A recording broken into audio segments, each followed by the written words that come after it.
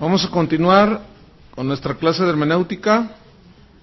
Vamos a estudiar hoy otra de las figuras retóricas, la que vamos a estudiar ahora se llama prosopopeya. Suena como la mamá de Popeye, pero no. Prosopopeya. Ya no hablen, están hablando mucho, hermanos. Tranquilos. Prosopopeya. Escriban. Esta figura consiste en atribuir a las cosas, voy a repetir, esta figura consiste en atribuir a las cosas inanimadas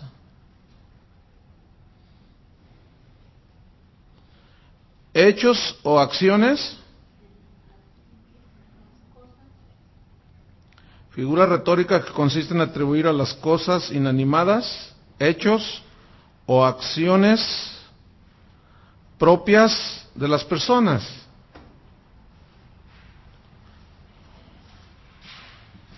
Si no alcanzaron, pregúntele al vecino, Vamos a ver un ejemplo. Bueno, déjenme darles un ejemplo así para que lo puedan entender.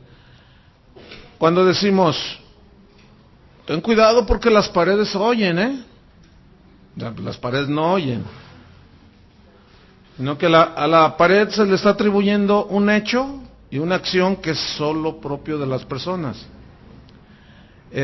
Hace poco me preguntaron, no, los árboles sí alaban a Dios, hermano. Sí, pues usted dijo que no. Dice, la Biblia dice que dan palmadas de aplauso. ¿Qué es eso? Que los árboles dan palmadas de aplauso. ¿Cuándo has visto una palma? Son expresiones poéticas.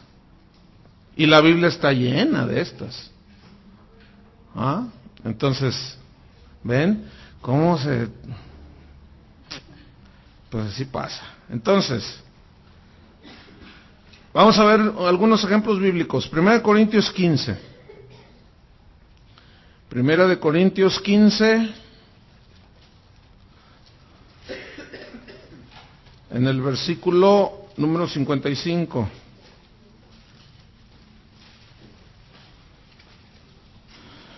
Aquí está hablando Pablo acerca de la resurrección.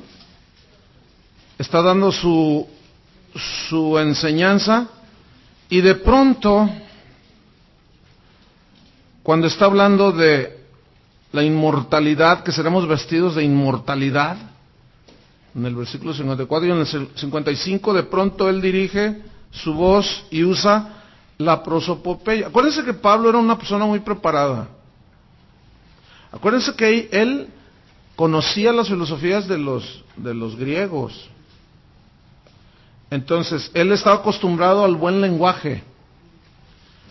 Y él utilizó esta figura del lenguaje. De pronto dice en el versículo 55, ¿dónde está, oh muerte, tu aguijón? Yo me imagino a la calaca ahí moviéndose, ¿verdad? Pues aquí estoy. Fíjense la expresión, ¿dónde está, oh muerte, tu aguijón? ¿Dónde, oh sepulcro, tu victoria? Le está hablando aparentemente a un sepulcro, pero los sepulcros no oyen. Pero entonces, ¿por qué habla de esa manera? Es un lenguaje muy rico, poético, que según la prosopopeya, todas estas definiciones, metonimia, prosopopeya, se las dieron los griegos, porque fueron los que desarrollaron el lenguaje. Entonces, enriquecieron las expresiones del lenguaje. ¿Ven? Esto está en cualquier literatura, posterior a los griegos, se desarrolló más el lenguaje, que en lenguajes poéticos y con muchas figuras de este tipo. Entonces, cuando se escribe la Biblia, que se escribió en griego y en hebreo y en unas partes en arameo, pues obviamente que iban ahí implícitas en el lenguaje figuras como estas, ¿sí? ¿Dónde está, sepulcro, tu victoria? Vamos a ver Isaías 55. versículo 12. Isaías 55, 12. Entonces, fíjense, no falta la persona que interpreta literalmente un texto así. Y pues, graso error. Isaías 55, 12. Dice, porque con alegría saldréis y con paz seréis vueltos. Los montes y los collados levantarán canción delante de vosotros, y todos los árboles del campo darán palmadas de aplauso. Ahora, vamos a verlo desde el punto de vista del lenguaje. ¿A poco no es un lenguaje así súper prosopopéyico? Dice acá el hermano. ¿A poco no es un lenguaje rico, hermoso? ¿Verdad que sí? Si ustedes leen el Cantar de los Cantares, no, olvídense. Está lleno de expresiones poéticas, simbolismos, metáforas, es impresionante, ¿sí? Entonces, vamos a ver el Salmo 85. Estaba inspirado David. Salmo 85.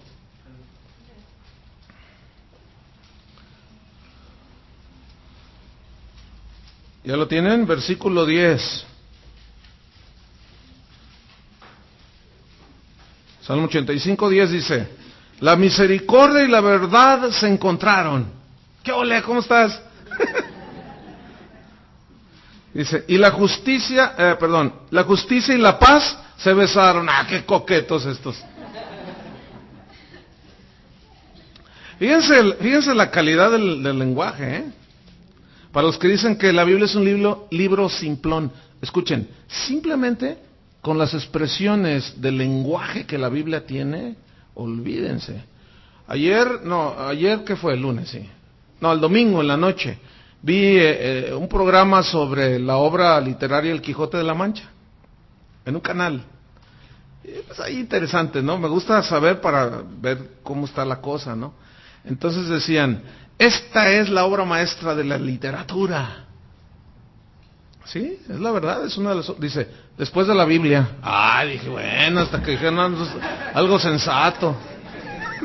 Así dijo el del... Dice, este libro se han hecho impresiones en todos los idiomas. Dice, igual que la Biblia. O sea, sí es una obra de la literatura, pero la única gran diferencia es que lees el Quijote y te vuelves quijotesco. Pero lees la Biblia y te vuelves hijo de Dios. Casi nada, ¿no? ¿Verdad? Entonces, dice que la justicia y la paz se besaron. La verdad brotará de la tierra. ¿Que no es de la Biblia, oiga, pastor? Y la justicia mirará desde los cielos. Pues qué cara tiene la justicia. ¿Y cómo son sus ojos? Diría el que no entiende, ¿no? Entonces, así está llena de expresiones la Biblia, hermanos. Ahora, les voy a poner una, a ver qué tan filosos están. ¿Se acuerdan del episodio de Balaam, que quería maldecir al pueblo de Israel? Y que le decía, déjame, Señor. Y Dios le decía, no, ¿cómo? ¿Qué te pasa? Déjame. Iba con el otro y le decía, ya me los maldijiste por una lana. Acuérdense de esa historia. Esto está en Números 22, si quieren anotar. Y finalmente va, porque otra vez con Dios, y Dios le dice que no. Finalmente Dios le dice, está bien, pero yo te diré lo que debes de decir. Pero en el corazón de él y en su mente era maldecir a Israel. Y ahí va en el camino a maldecir, iba montando una burra. Y de pronto la burra habló. A ver, la pregunta es, ¿era una prosopopeya o era literal?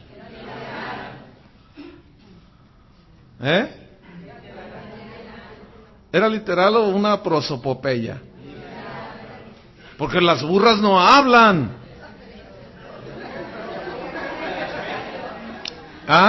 Bueno, fíjense, vamos a leer segunda de Pedro, y no más.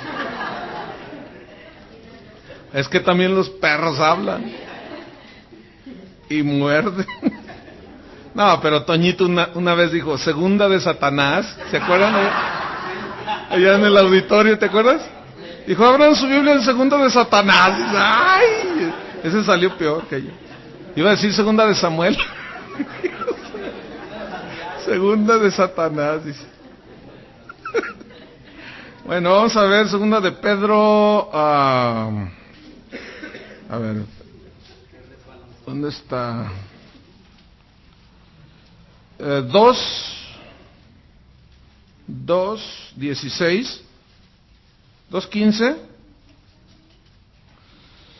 Hablando de los falsos maestros, dice, han dejado el camino recto y se han extraviado siguiendo el camino de Balaam, hijo de Beor, el cual amó el premio de la maldad y fue reprendido por su iniquidad, pues una muda bestia de carga, hablando con voz de hombre, refrenó la locura del profeta.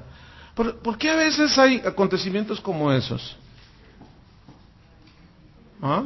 Habló, eso es totalmente fuera de lo normal, pero fue un hecho real, fue literal en este caso, ¿sí? Entonces, porque no está hablando, háblale burra, así, porque ya sería una prosopopeya, ¿verdad? Atribuirle, no, dice que habló. Ahora, fíjense, acuérdense que Faraón trató de imitar o imitó todos los milagros que hizo Moisés, ¿se acuerdan? Bueno, dice la Biblia que Satanás también se disfraza como ángel de luz, se disfraza. Es decir, que Dios le dio a Satanás y a algunos ángeles la capacidad de transformarse, de disfrazarse, de tomar forma humana, por ejemplo, porque los ángeles no son humanos, ¿cierto? Son espíritus. Pero dice la Biblia que, ¿se acuerdan de Abraham? De Lot, que los ángeles llegaron ahí y ellos tenían forma humana. O sea, ellos tienen la capacidad de tomar otras formas. ¿Se acuerdan de la serpiente? A ver, ¿la serpiente en el huerto era literal o era una imaginación de Eva o cómo fue? Muy bien, les voy a dar un punto regalado. Si ustedes me dan un chocolate. Entonces, de eso está llena la Biblia, ¿no? De prosopopeyas. Pero hay que saber distinguir a la hora de sucesos que son extraordinarios. ¿Sí? Otra figura, la ironía. Esta es una de mis favoritas. Yo uso mucho la ironía. Fíjense, un predicador puede usar las figuras retóricas, pero hay un peligro de volverse muy retórico. Entonces, la mayoría de las personas, pues no tenemos la cultura como para que nos hablen retóricamente, ¿sí? Yo he escuchado predicadores súper retóricos, con una oratoria impresionante. Utilizan ironías, prosopopeyas, metonimias, no, impresionante, pero no les entiendes ni papa. ¿De veras? Una vez el hermano Pablo Hunter y un servidor estábamos en una conferencia en León, Guanajuato, y un predicador comenzó a predicar y empezó a hablar, y a los 15 minutos dice el hermano Pablo, Chuy, dice, nunca hables de esa manera, aunque puedas hacerlo, nunca hables así, porque haz de cuenta como que quería pantallar a todo el mundo con su alto lenguaje, y de mensaje cristiano, pues ahí estaba, pero estaba muy escondido. Si nosotros tenemos que estudiar para tratar de entender, ahora imagínense, la gente que a veces llega sin Cristo, sin nada, y no, el nivel aquí en México de cultura aquí, dicen que se lee por cabeza, no sé, un libro o 2 libros al año, y de esos 2 libros, uno es el libro vaquero y el otro es Merlinda Linda, o sea que estamos, pero sí, bien fritos, ¿no?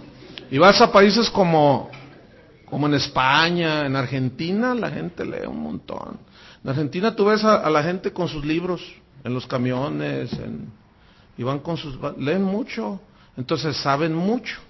Y no es malo saber. Lo malo es sustituir el conocimiento secular por el conocimiento de Dios. Pero Pablo era muy culto, ¿sí? Pero él sabía transmitir el mensaje. Ironía. ¿En qué consiste la ironía? Consiste en expresar lo contrario a lo que se quiere decir. Consiste en expresar lo contrario a lo que se quiere decir.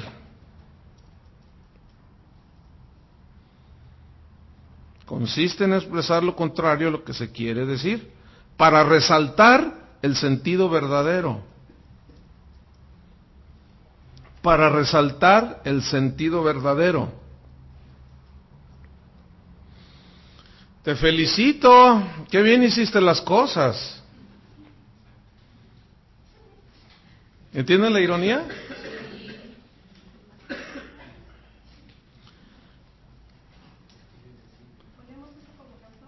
Si quiere.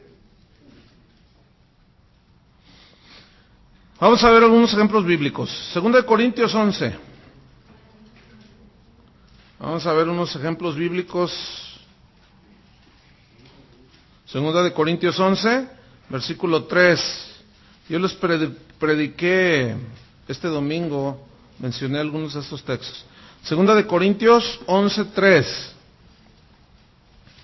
Dice Pablo: pero me temo que como la serpiente con su astucia engañó a Eva, está él regañando a los corintios, porque habían recibido a otros. Bueno, vamos a leer para no adelantarnos. Pero me temo que como la serpiente con su astucia engañó a Eva, vuestros sentidos sean de alguna manera extraviados de la sincera fidelidad a Cristo. Porque si viene alguno predicando a otro Jesús, fíjense, que el que os hemos predicado, o si recibís otro espíritu que el que habéis recibido, u otro evangelio que el que habéis aceptado, bien lo toleráis. Y aquí viene la ironía, versículo 5. Y pienso que nada he sido inferior a aquellos grandes apóstoles. ¿A cuáles grandes apóstoles se refiere? ¿A Pedro? No.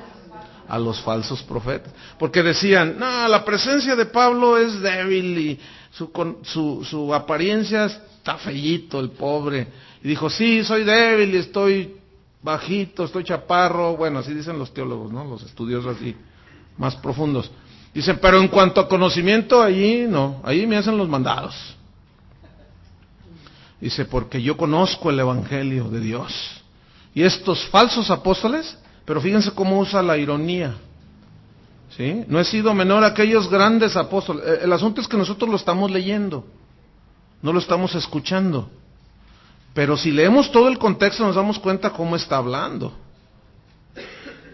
Porque dice al final del capítulo, cuando vaya a vosotros, ¿cambiaré de tono?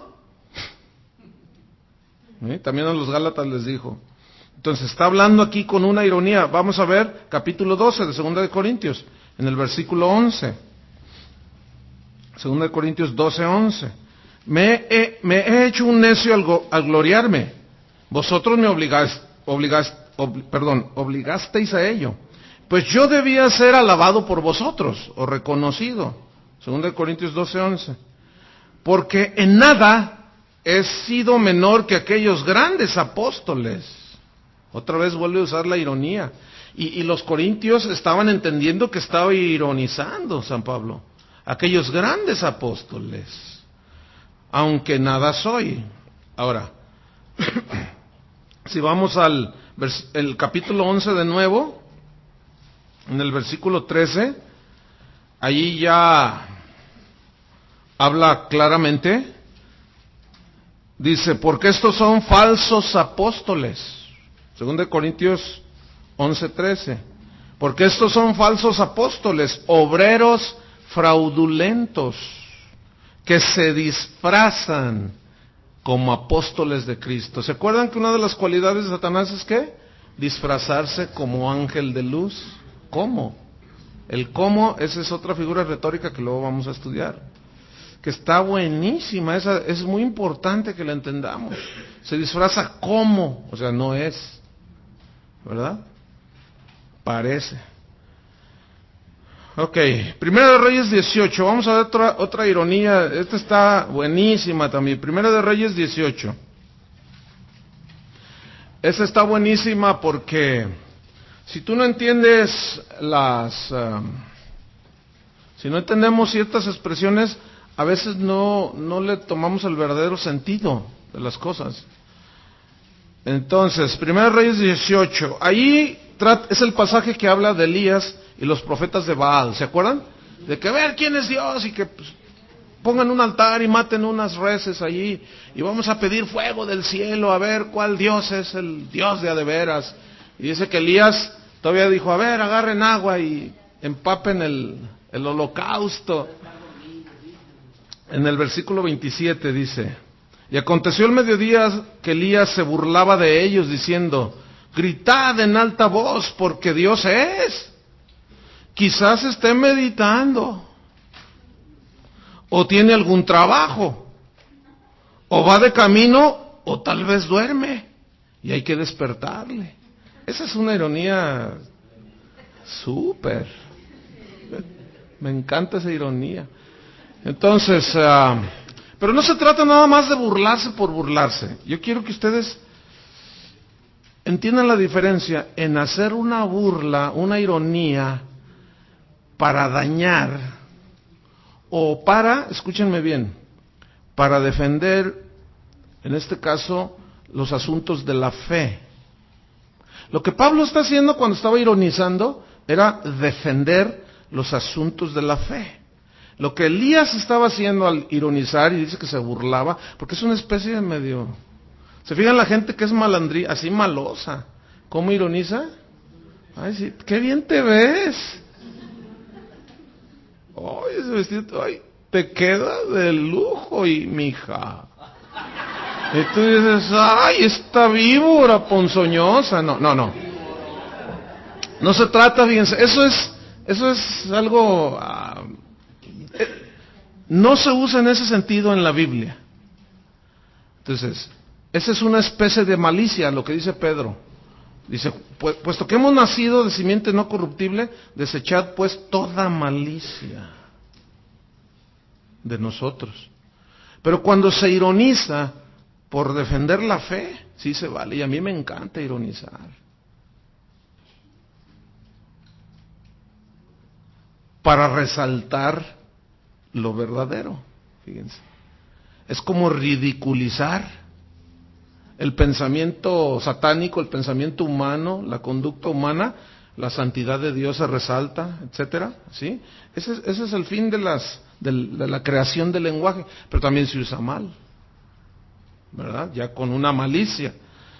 Otra figura retórica, la hipérbole. Hipérbole con H.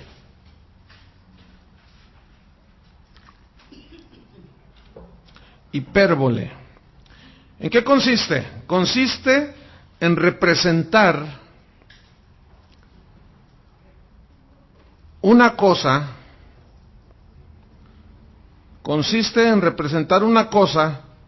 como mucho más grande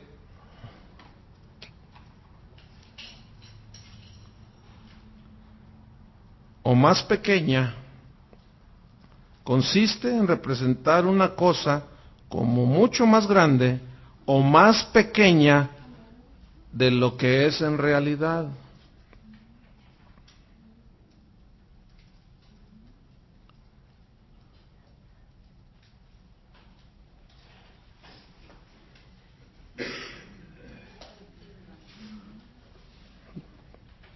Eso es una hipérbole. Un ejemplo así del vulgo. Ya te dije 1,000,000 de veces que no. Eso es una hipérbole. ¿Por qué? Porque consiste en representar una cosa mucho más grande o más pequeña de lo que en realidad es. Cuando alguien dice, ya te dije 1,000,000 de veces que no, estás exagerando, ¿no es cierto?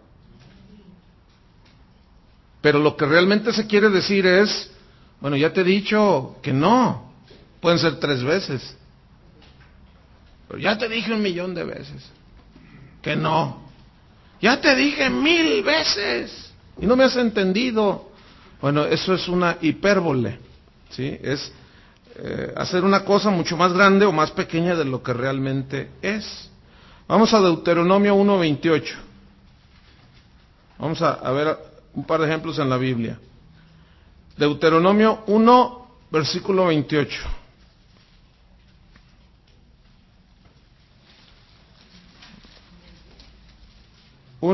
Dice, aquí es cuando los espías, los 12, van a echar un vistazo a la tierra prometida. Dice, ¿a dónde subiremos? Nuestros hermanos han atemorizado nuestro corazón diciendo, este pueblo es mayor y más alto que nosotros, las ciudades grandes y amuralladas hasta el cielo. Órale. Y también vimos allí a los hijos de Anac. ¿Quiénes eran los hijos de Anac? Gigantes. Ahora fíjense, aquí hay otra parte donde dice, y vimos allí gigantes. Y ellos eran gigantes y a nuestro parecer éramos como langostas. Ahora, ¿los gigantes eran literales o simbólicos? Literal. Muy bien, se están poniendo bien filosos. Aleluya. Eran gigantes, de veras. Pero fíjense luego lo que dice, y a nuestro parecer éramos como langostas. Allí está utilizando una hipérbole. Y un símil, esa es otra figura. ¿Cómo? Langosta, pues no. Y luego, hasta el cielo las ciudades. Cuando dijeron los de la Torre de Babel, una torre que llegue hasta el cielo, ¿qué es? ¿A poco es que estaban tan tontitos? Para que ellos veían en la noche la luna colgada allí, en el día colgado allí, y decían, pues ¿qué te parece si ladrillo sobre ladrillo? Y vamos a llegar al cielo. No. Ellos, esta es una expresión cuya cúspide llegue hasta el cielo. Según los vestigios arqueológicos y los estudios bíblicos, hablan que allí nació la astrología. Lo que ellos estaban diciendo era para observar los cielos. Una torre para observar los cielos. Y ahí fue donde se originaron todas las ciencias ocultas. En la Torre de Babel, por eso Dios la dividió toda. Y fue el origen. Aunque usted no lo crea. Hasta lo dicen secularmente, fíjense. Los arqueólogos seculares. Vamos a ver uno que está... Híjole. Y ahorita les digo lo que una vez escuché. Vamos a Juan, capítulo 21. Se van a reír de lo que escuché a un pastor en una conferencia para pastores. Juan 21, versículo 25. Juan 21, 25. Dice, y hay también otras muchas cosas que hizo Jesús, las cuales si se escribieran una por una, pienso que ni aun en el mundo cabrían los libros que se habrían de escribir.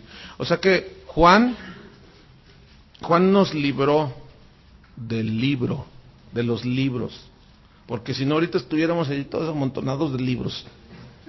Porque si se hubieran escrito todas las cosas que Jesús hizo, pienso que no cabrían todos los libros en el mundo.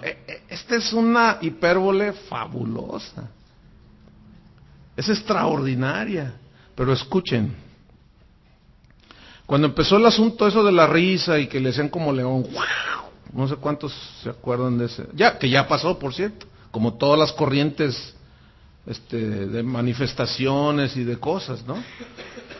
Y pues se reían y se caían y que no sé cuánta cosa y muchos rollos que pasan, ¿no? Que no tienen apoyo bíblico. Entonces un pastor dijo, así enfrente de todos, digo, los ignorantes se la tragaron, los que poquito hemos estudiado, pues dijimos, caray, mira nomás este cuate es lo que anda diciendo. Dijo, esto que yo estoy enseñando, ni lo busquen, no está en la Biblia. Caray, no, pues todavía sí brincó más. Dice, pero, ¿saben dónde está? En las cosas que no se escribieron, que deberían de haberse escrito. Como dijo Juan, que él hizo muchas cosas que si se hubieran escrito, no cabrían los libros en la tierra. Y ahí están escritas. No, con esos predicadores, ¿para qué quiero al diablo? Y fue en Guadalajara eso aquí sucedió. No sé si tú estabas ahí en ese evento. Que tú dices, no, yo dije, ya había oído bastante, dije, no, ya no, por mala onda o por un espíritu fariseo, pero dije, no, ya me voy. Y me levanté, ya cuando empezaron a orar por la gente, ¿no? Y me salí, ya se había terminado la predicación y todo, o sea, al final ya habíamos orado y todo. Y dije, bueno, ya.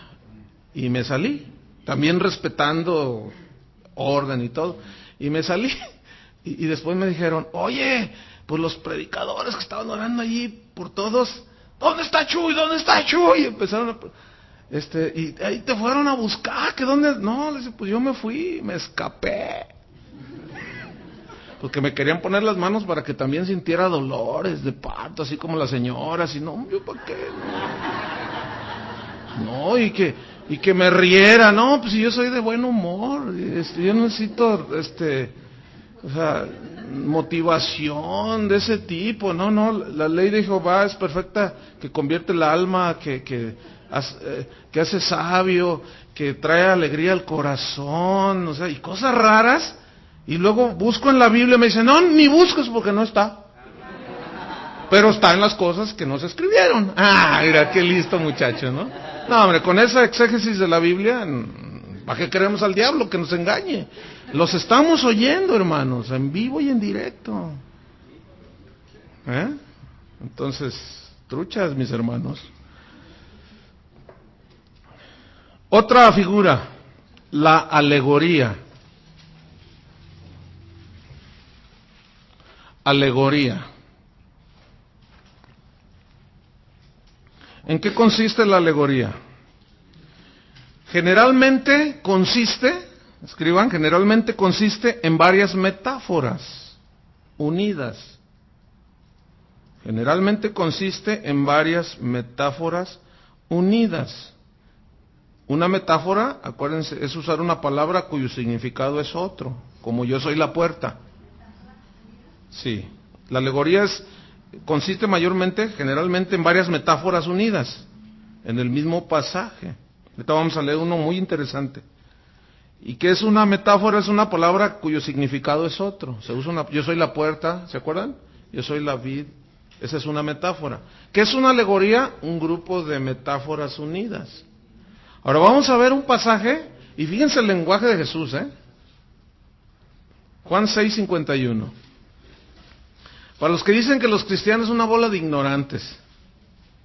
¿Han oído eso? Yo, cuando a veces alguien ha dicho cosas así, Juan 6:51. Yo le digo, mira, si tú crees eso, simplemente lee la Biblia no como un acto de fe. Nada más léelo como un libro de literatura. A ver cómo te queda el ojo, hijo. Léete los cantares de los cantares. Léete los proverbios de Salomón. Léete Romanos. Oh, profundidad de las riquezas y de la ciencia y de la sabiduría de Dios. Uy, no, o sea, es como literatura, así como escritos de expresión rica, de lenguaje, olvídense. La Biblia no le llegan. El Quijote, ¿cuál Quijote? En la noche todos los gatos son pardos. Sancho Panza. A ver, entonces estamos en Juan, ¿qué? 6:51. Ahí va, dice, yo soy el pan vivo. Fíjense qué metáfora, Yo soy el pan vivo. ¿Ya te imaginas un pan bimbo volando o qué? Eso estoy ironizando, ¿se fijan? Ok. Yo soy el pan vivo que descendió del cielo. En un cohete, en un papalote. Bueno, si alguno comiere de este pan, ahora yo quiero que se ubiquen ustedes en la mente Bueno, no vamos a hacer cosas metafísicas. Ubíquense en el pensamiento, en la situación que estaban aquellos. Están oyendo ahí. ¿Sí? Ahora, muchos de los que estaban oyendo era gente culta. ¿Por qué, aunque les hablaba en metáforas, en alegorías, ellos estaban entendiendo, pero por qué no recibían lo que les estaba enseñando? ¿Saben por qué? Porque esa es la diferencia entre la palabra de Dios y la sabiduría de los hombres. La palabra de Dios te confronta y tumba todos tus argumentos y tus conductas y tus ideas y tus rollos. Por eso es que decían, ay, y se hacían los que no entendían. Entonces dice, si alguno comiere de este pan, vivirá para siempre, y el pan que yo daré es mi carne. Ay, ahí hay, fíjense, si ustedes se fijan, allí hay 2 veces pan y carne. Cómanme. Eso está así como, la cual yo daré por la vida del mundo. Entonces los judíos contendían entre sí diciendo, ¿cómo puede este darnos a comer su carne? Miren, no estaban tontitos, ¿eh? Ellos entendían. No era gente ignorante. Lo que pasa es que no querían entender, se hacían los locos. ¿Ah?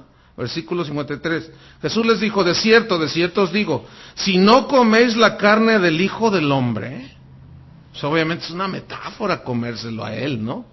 Sin embargo, hoy se lo comen en los altares, a través de la hostia, la transubstanciación. Fíjense, de una alegoría, de una metáfora, lo que han hecho. Una aberración, literal. Y una metáfora jamás será algo literal. Y una alegoría, pues menos, un montón de metáforas ahí. Si no coméis la carne del Hijo del Hombre y bebéis su sangre, no tenéis vida en vosotros. El que come mi carne y bebe mi sangre, tiene vida eterna. Todo esto es metafórico, obviamente, ¿no es cierto? Y yo le resucitaré en el día postrero. Eso no es metáfora, eso sí es verdad. Versículo 55. Porque mi carne es verdadera comida y mi sangre es verdadera bebida. El que come mi carne y bebe mi sangre, en mí permanece y yo en él. ¿Se fijan cómo son un montón de metáforas? Eso es una alegoría. Estuvo hablando de una manera, alegóricamente, metáfora tras metáfora tras metáfora, para resaltar. Y luego dice en el versículo 57, como me envió el Padre viviente y yo vivo por el Padre, asimismo el que me come, él también vivirá por mí. Versículo 58. Este es el pan que descendió del cielo. O sea, mirándose a él.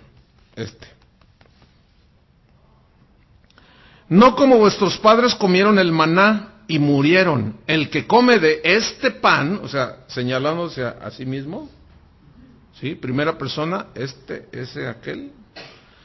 El que come de este pan vivirá eternamente. Estas cosas dijo en la sinagoga, enseñando en Capernaum. ¿En dónde las dijo en la sinagoga? ¿Quiénes eran los que estaban ahí? Los escribas, los fariseos. Era gente muy culta.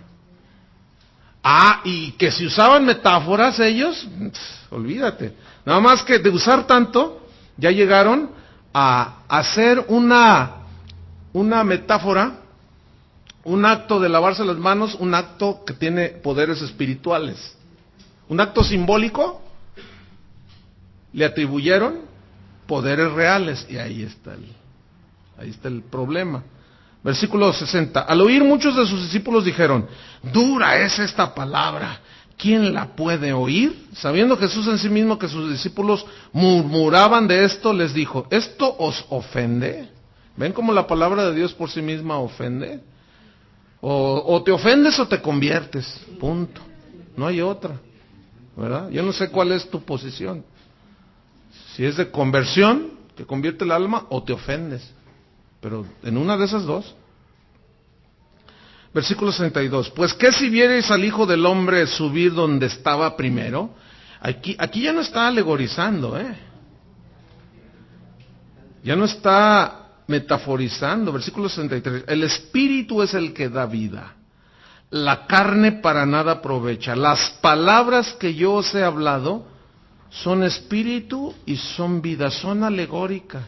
Estoy tratando de enseñarles algo de una manera entendible para que ustedes lo asimilen, pero en el 64 hay algunos de vosotros, ¿dónde estaba el problema? Que no creen. O sea, estaban entendiendo, pero se hacían el loco. Ay, sí, ¿a poco nada más con Jesús? ¿Y la circuncisión? ¿Y el lavamiento de las manos? ¿Y que lo no sé qué? ¿Y que quién sabe qué tanto? No, dice, pero hay algunos de vosotros que no creen, porque Jesús sabía desde el principio quién eran los que no creían y quién le había de entregar. Y dijo, por eso he dicho que ninguno puede venir a mí si no le fuere dado del Padre. Es decir, como Dios conoce el corazón de la gente, Él encamina el corazón de aquellos que habían de creer. A los que no, pues, órale. Otra figura, el tipo, esa está buenísima también. El tipo, sí. El tipo. ¿En qué consiste el tipo? Es una clase de metáfora, una especie de metáfora. Ahorita vamos a ver la diferencia. Es una clase de metáfora que consiste en representar, una clase de metáfora que consiste en representar por medio de cosas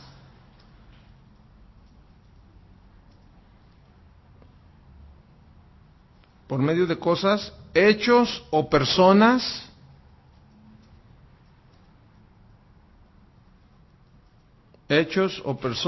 que vendrían en el futuro. Repito, es una clase de metáfora que consiste en representar por medio de cosas, hechos o personas que vendrían en el futuro. Puedes poner una coma ahí, pero no como el chiste de coma, beba, ¿se acuerdan? Ahí está. Figuras, o sea, coma, seguimos, figuras que se encuentran sobre todo en el Antiguo Testamento. Esto es bien importante, fíjense, entenderlo. Repito, figura que consiste en representar por medio de cosas, hechos o personas que vendrían en el futuro. Figuras que se encuentran en el Antiguo Testamento. Y la Biblia misma, fíjense, la llama la sombra de lo que había de venir. Los tipos, son los famosos tipos. Colosenses 2:17, déjenme leerles. Pregúntele ahí a su vecinito, ¿sí? Colosenses 2:17.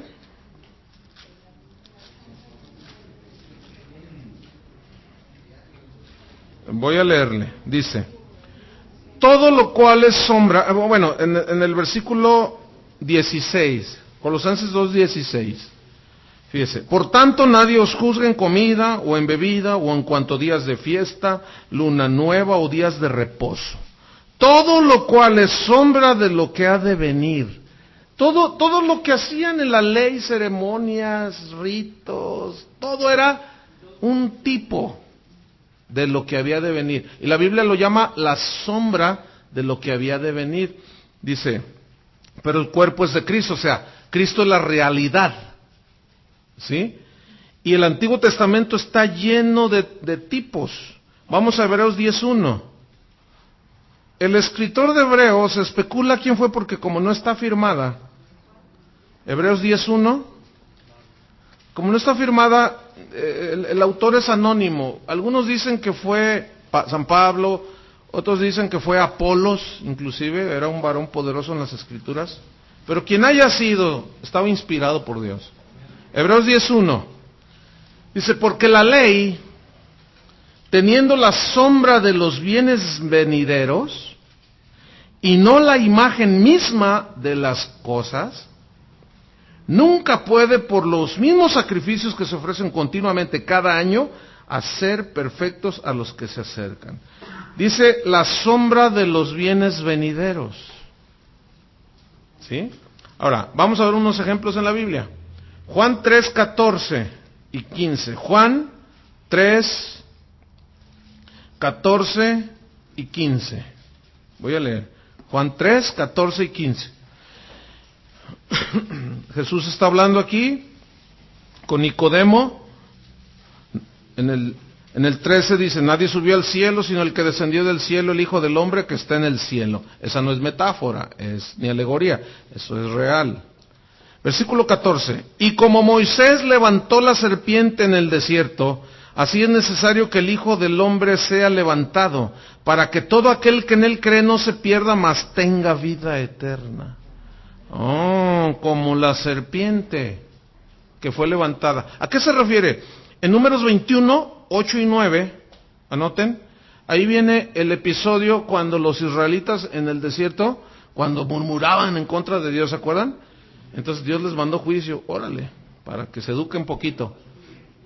Y los castigó y les envió serpientes ardientes. Esto de ardientes está hablando del poder venenoso, que se siente como que quema dentro. ¡Ah! Serpientes ardientes, ¿no? Entonces dice que los mordían y murieron un montón de hermanos. A veces no se cuelan los 3 serpientes ahí. A veces yo digo, Señor, manda 2, 3 serpientitas de esas, ¿sí? Para que muerdan a 2, 3 que nomás andan dando lata. Pero no, qué bueno que el Señor no conteste esa oración. No, nunca he orado así. No. Estoy... ¿verdad? Muy bien. Entonces, a ese pasaje se refiere. ¿Qué le dijo Dios a Moisés? Porque va Moisés con Dios.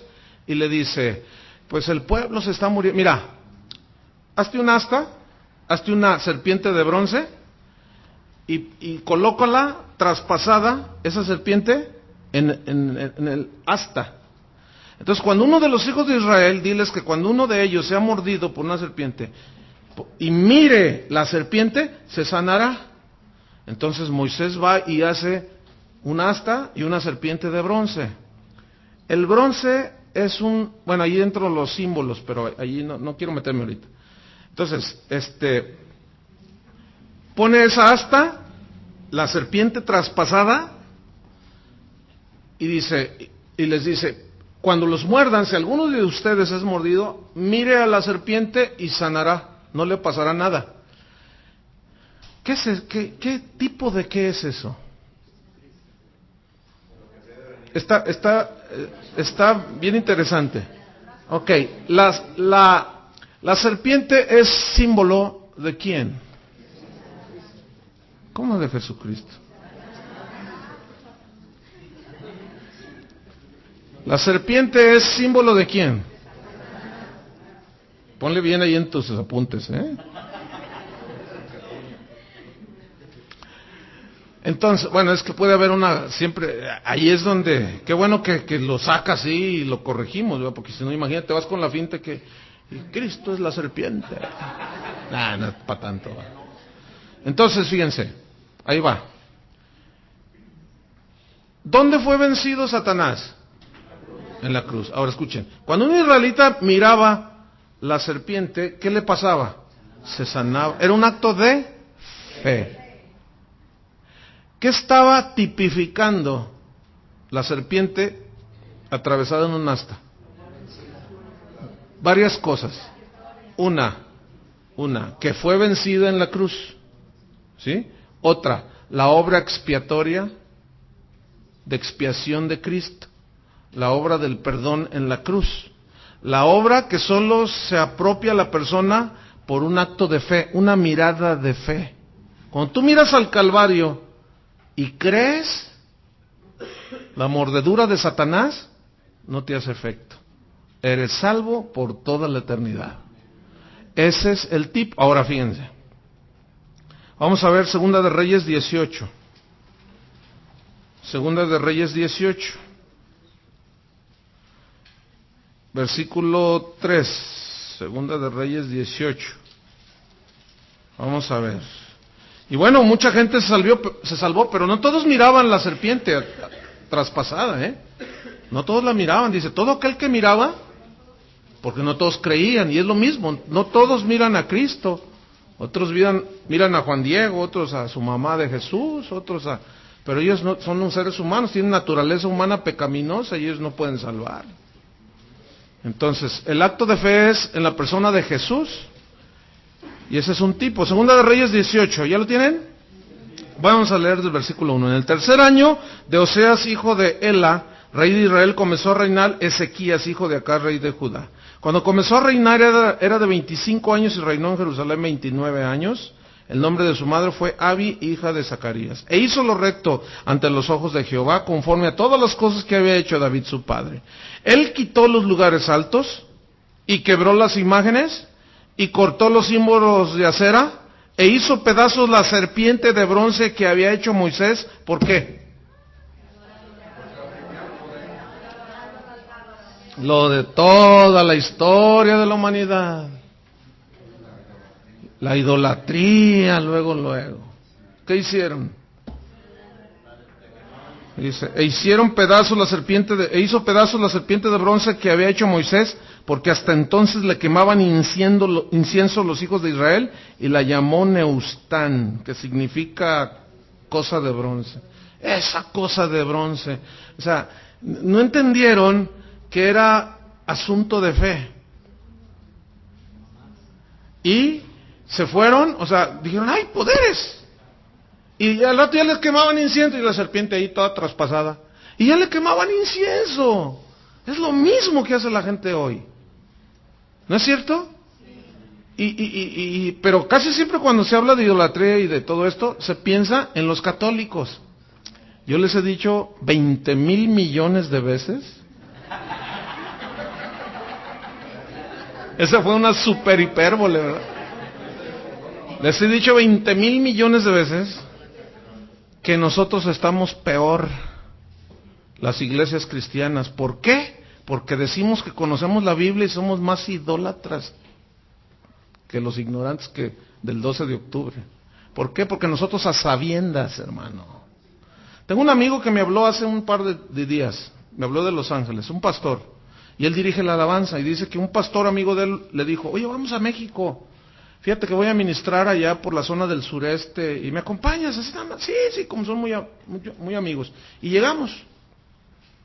Y estando allí,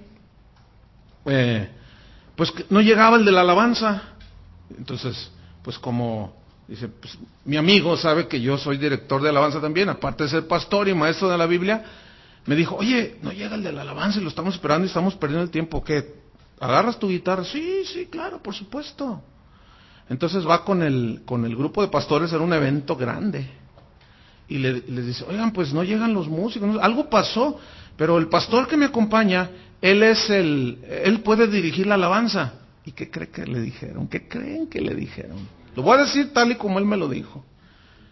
Dijo, un pastor tomó la palabra y dice, mira, en cuanto a la alabanza, así que venga otro de fuera, el único que aceptamos para que venga a ministrarnos a la alabanza es Marcos Witt. De ahí en fuera a nadie.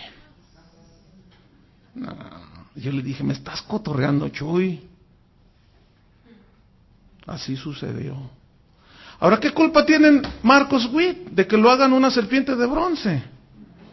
¿Qué culpa tengo yo que me hagan un ídolo de mí? El problema está en la gente. Ahora, escúchame bien, los pastores fueron los que dijeron eso. Hazme favor, ¿cómo estará la pobre gente? O sea, nadie puede tocar esa área más que eso es idolatría, hermanos. Ahora, pueden hacerlo de mí, pueden hacerlo de Chuy García, pueden hacerlo de Marcos, pueden hacerlo de cualquier persona, de cualquier predicador. Ese no es el problema. El problema está en que si a mí me hacen un ídolo, yo me la crea. Y si yo me doy cuenta de que alguno de ustedes dice, ay no, el pastor Chuy, nadie como él. Entonces yo me doy cuenta, si yo me doy cuenta y no los corrijo y no les digo nada, ya me la creí y ya me hice partícipe y estoy aceptando que soy un becerro de oro, que ustedes me deben de adorar. Todos postrados a mis pies. Entonces, hermanos, allí no es el problema Marcos, Chuy García, el que sea. No, el problema, fíjense dónde, en el mismo pueblo de Dios. No, hermanos, dejemos a los católicos allá, aquí adentro. Hay un cochinero impresionante. Somos más idólatras todavía nosotros. Y eso, mayor juicio, a eso se refiere Santiago. Se creen muy maestros. Pues los maestros recibirán más condenación. Y nosotros vemos allí, no, hay que ser objetivos, hermanos. y ver todas las patrañas de Satanás y todos los engaños, eso hay que exponerlos, estén adentro o estén afuera, aunque a algunos que están adentro no les gusta, obviamente, ¿no? ¿Por qué? Porque como en los tiempos de Jesús, la verdad siempre los va a confrontar.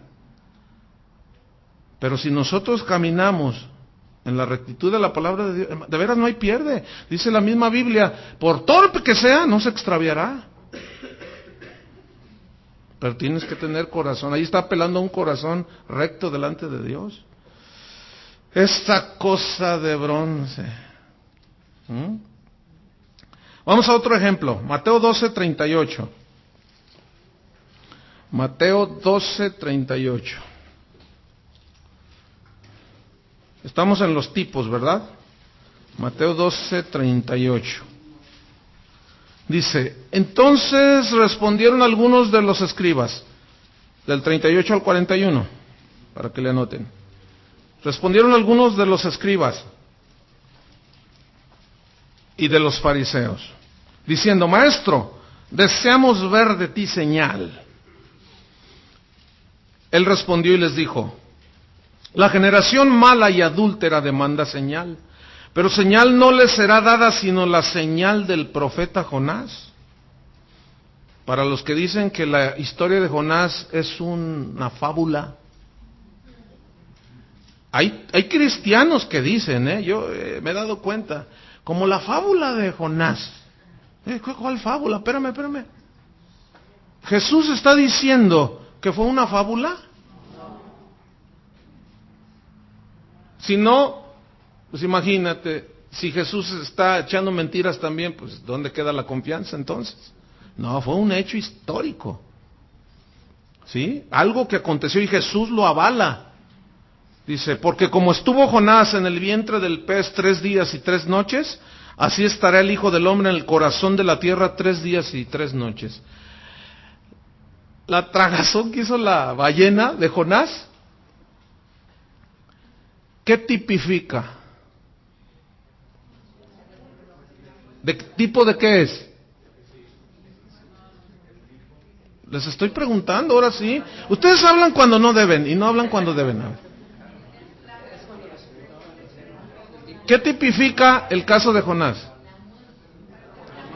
¿Y qué más? La muerte y sepultura y resurrección. Pues ahí se lo está diciendo. Pero yo quiero que noten cómo está tomando a Jonás como un tipo. ¿Sí? Ahora, acuérdense de cómo Jonás no quería ir a predicar a Nínive. Y cómo Dios trató con la rebeldía del profeta. Y finalmente prepara el pez que se lo traga. Acuérdense que todas las cosas nos ayudan para bien. A los que somos llamados con un propósito. Y fíjate de dónde salió esa historia. ¿Para qué Dios la fue moviendo? Para que en su momento Jesús les dijera, así como Jonás, ¿han leído Jonás, no? No les estoy preguntando. Bueno, está bien. Usted échele ganas, hermano. O sea, estamos prosopopeyando, estamos metonimizando, estamos alegorizando, Entonces, ¿que no han leído el profeta Jonás? Todos, pues sí.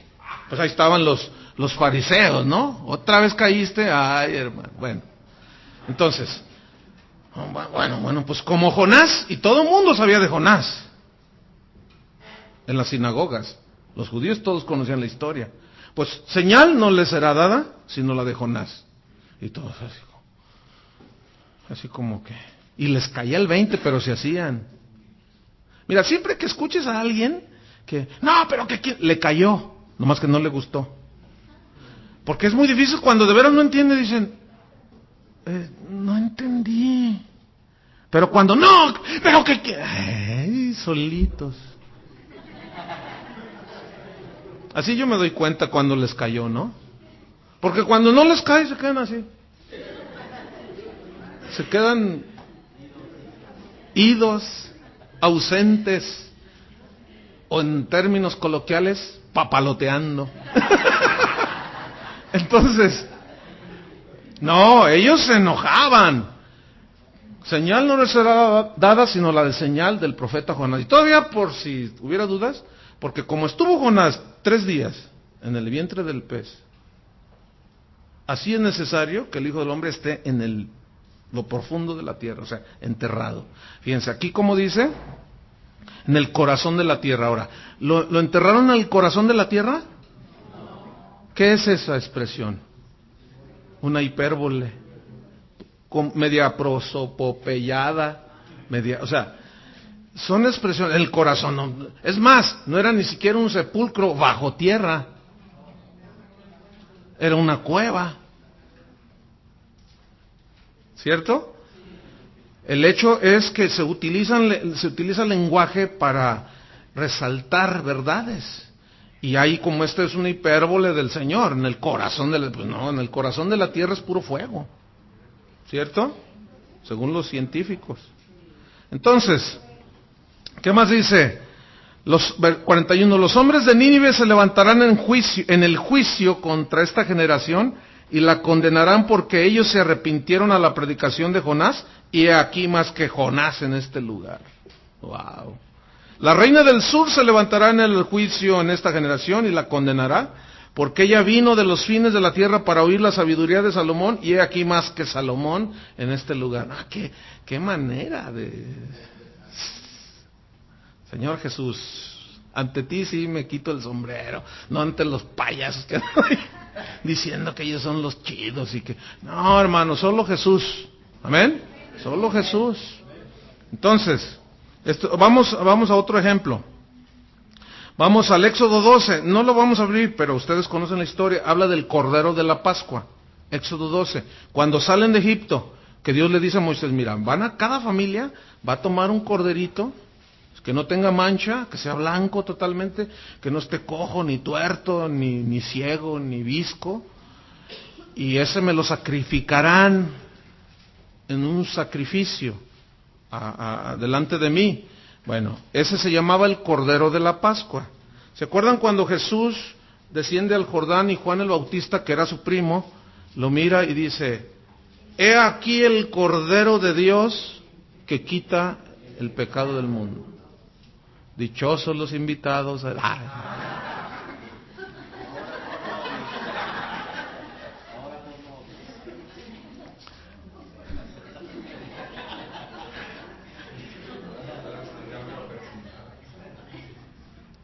Por el pescado. Bueno, ya basta de ironías. Entonces, el Cordero es tipo de quién? De Cristo. En el Apocalipsis, en todos lados el Cordero. Y vio a uno que estaba sacrificado como un cordero. Y vio a uno que parecía un cordero. Un cordero. O sea, el Cordero siempre se usó como un tipo de Cristo. Pero déjeme decirle lo que pasó en Colombia en una conferencia que yo estaba, en un estadio que se llama El Camping. 25,000 personas, lleno el estadio. Está la alabanza bien bonita y sacan ¿cómo se llaman? ¿Cómo se llaman estos estandartes? Pero era un estandarte impresionante, precioso, hermanos. Yo creo que era como de unos 5x5, blanco, que rayaban lo plateado, precioso. 2 a los extremos con varas levantándole, y otro en medio y otro detrás con otro, pues para detenerlo, era enorme.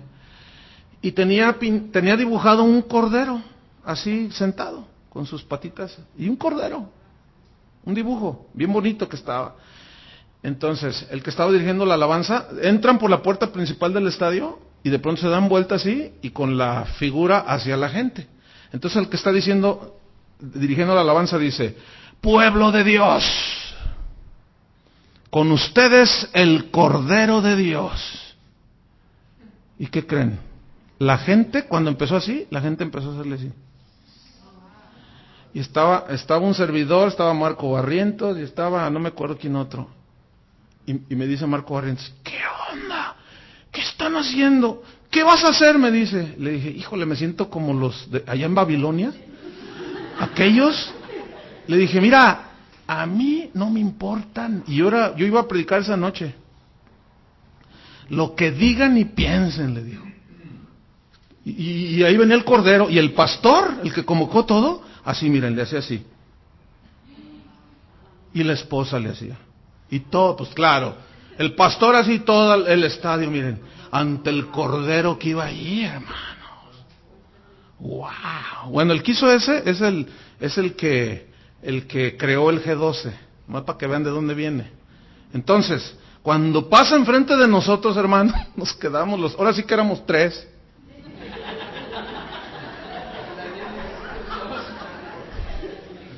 ¿Qué onda, Sadrach? No, yo soy Daniel. No, ya sé. Y cuando pasa enfrente de nosotros nos quedamos así. Yo no cerré mis ojos. Estaba mi esposa también.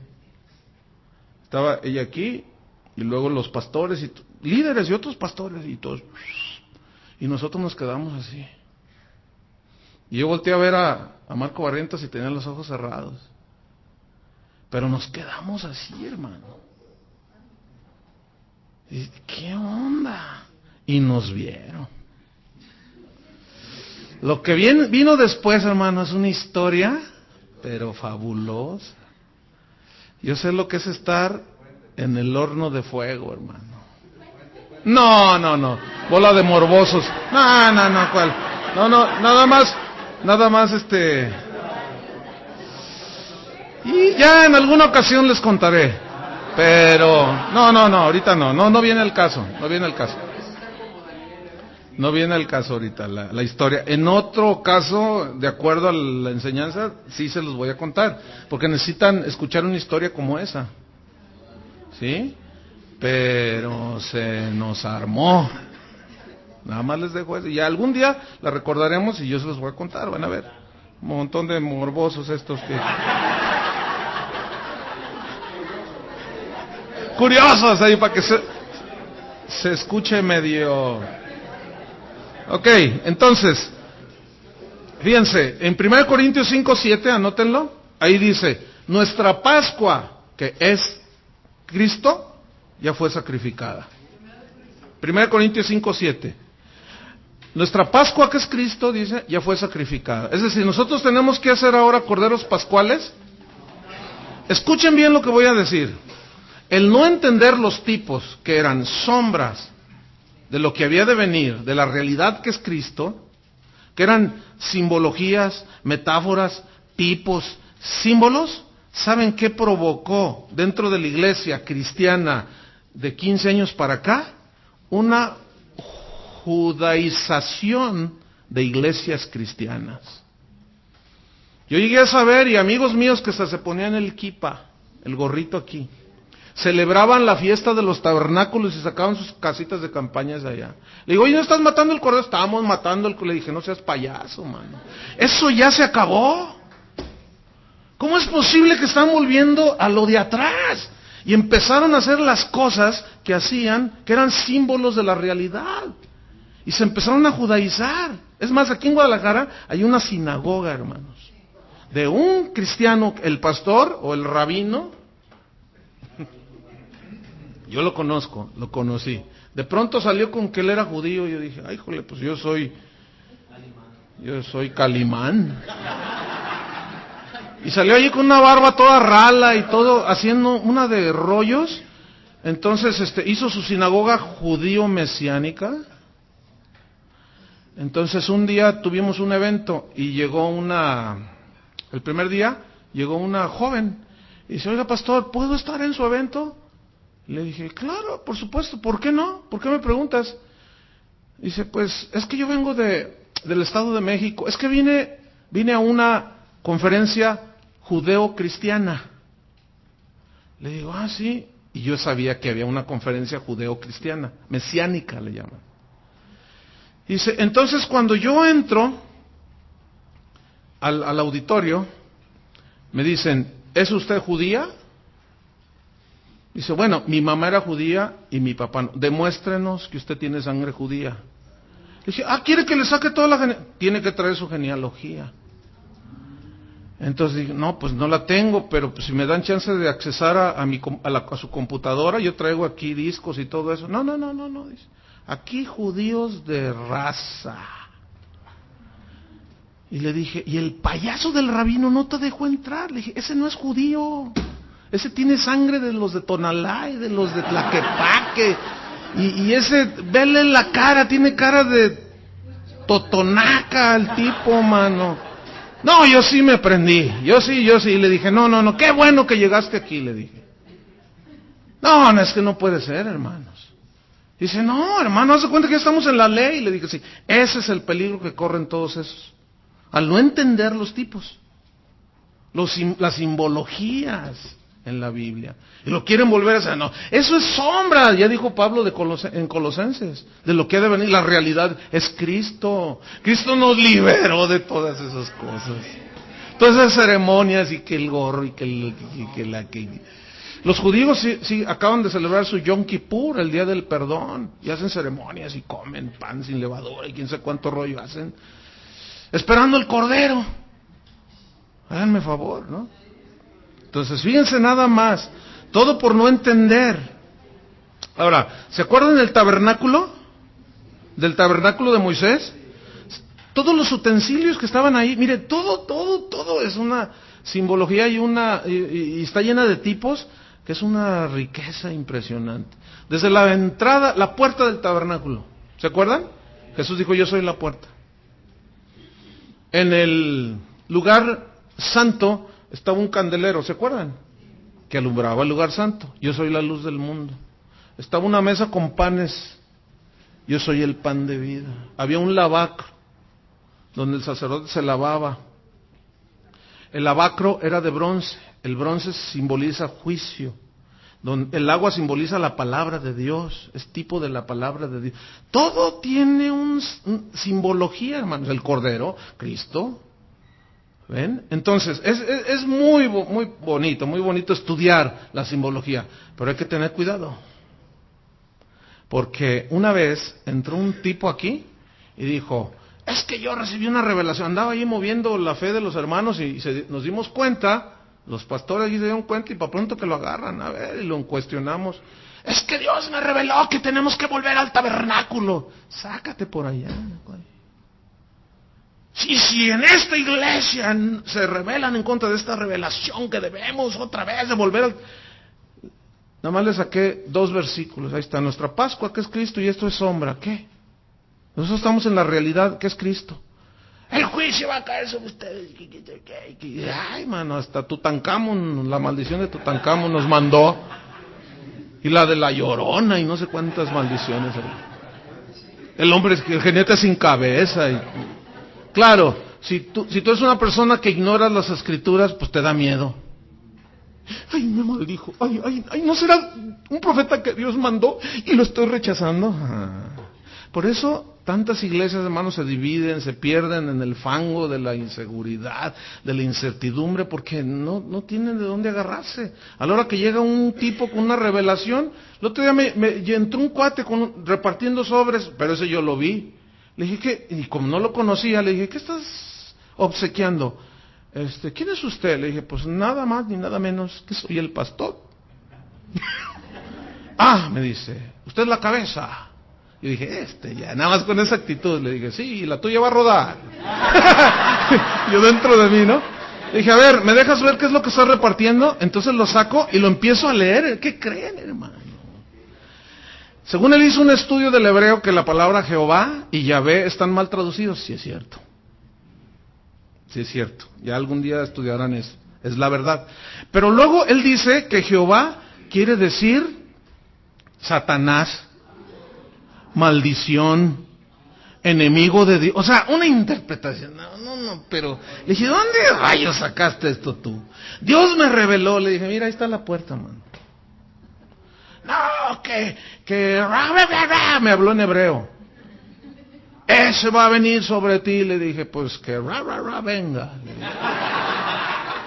Porque tengo un abogado. Si yo me estoy equivocando, tengo un abogado. Pero no, pues era obvio que el cuate, una revelación. No, caen estos tipos en una congregación donde la gente no es instruida en la palabra. O un pastor que no, pues se la cree. ¿Se la cree? Entonces le dije, ¿quién te mandó a ti aquí? Ya cuando mira, yo te acompaño a la salida.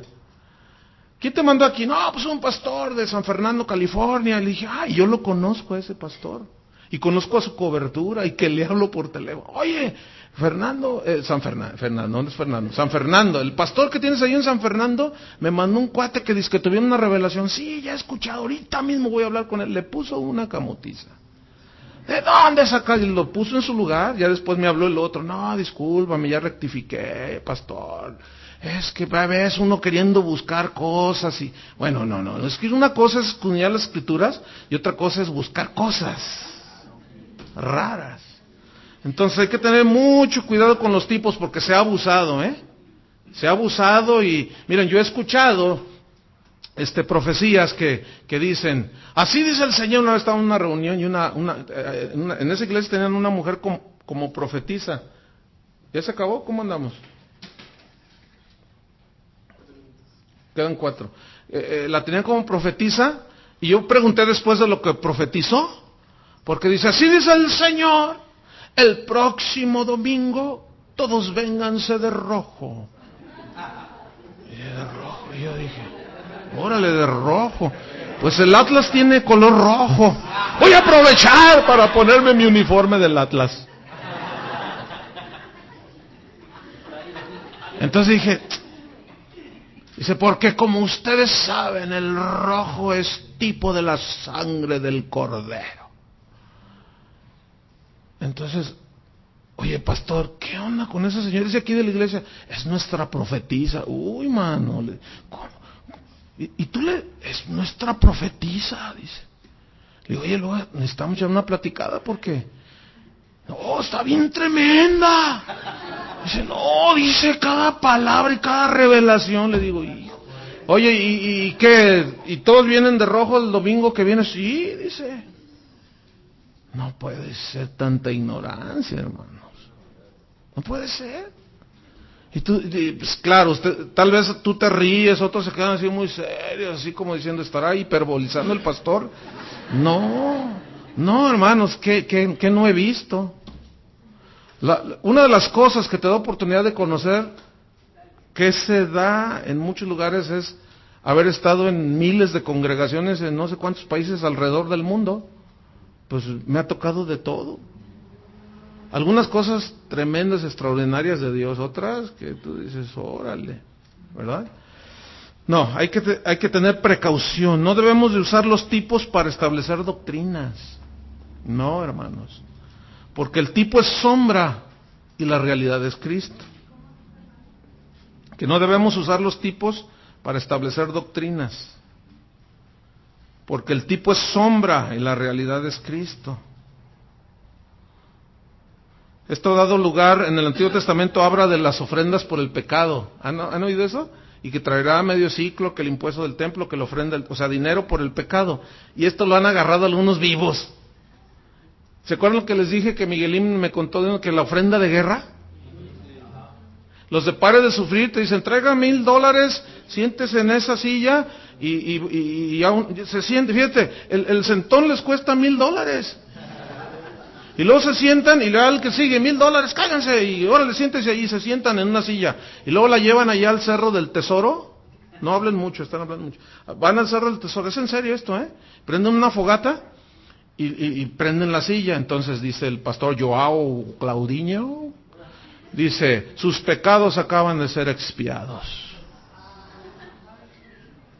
¿En los de Pare de Sufrir? Ay, no sean morbosos, donde sea, hombre. ¿Qué importa donde sea, total? ¿No? Pero miren, la gente hace aberración y media, hermanos. ¿Todo por qué? Porque confunden.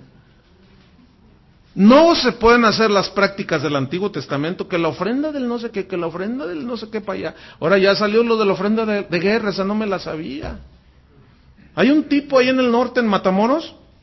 Esto me lo dijo un pastor que vive allí. Dice, no, ¿te acuerdas de Paulino Bernal? Le digo, sí, ¿cómo no? Le dije, ese es un mercader del templo. Ese cuate nomás anda haciendo sus tranzas. ¿Qué crees que sacó ya? ¿Has leído en Segunda de Crónicas, capítulo 2? Algo así me dijo, y por ahí lo tengo subrayado. Le digo, dice, ¿te acuerdas que dice allí? Que traigan una ofrenda, y luego el sacerdote oraba, y sus pecados eran perdonados. Dice, entonces, por el radio dice, tráigame $1,000. Y yo oro y sus pecados serán perdonados. Eso era en el Antiguo Testamento, eso era una sombra del sacerdote Cristo, que íbamos a ir con Él.